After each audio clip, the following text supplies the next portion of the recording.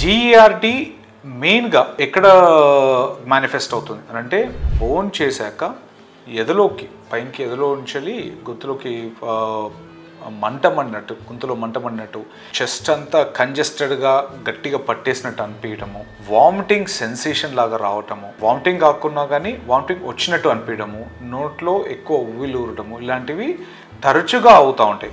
Not just one symptom, ఒకసారి అయ్యిందో 2 సార్లు అవ్వడం కాదు, వారానికి 2 సార్లు కంటే ఎక్కువ అవుతుంది.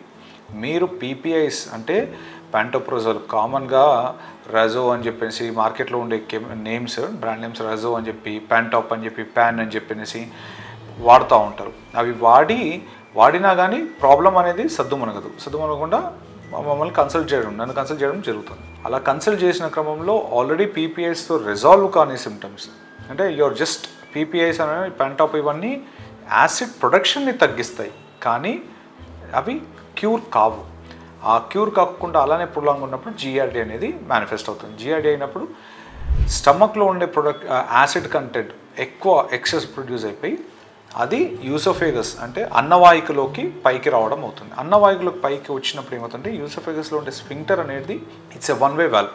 మనకి స్ఫింక్టర్ ఓపెన్ అవ్వాలి, ఫుడ్ వెళ్ళినప్పుడు యూసోఫేగస్ నుంచి కడుపులోకి వెళ్ళినప్పుడు ఈ స్ఫింక్టర్ అనేది గ్యాస్ట్రోఈసోఫేజియల్ జంక్షన్ అంటాం, ఇది ఓపెన్ అప్ అయిపోయి ఫుడ్ అనేది వన్ డైరెక్షన్లో పోవాలి. ఈ రివర్స్లో వచ్చినప్పుడు ఏమవుతుంది, వామిటింగ్స్ అనేటివి అవుతుంటుంది.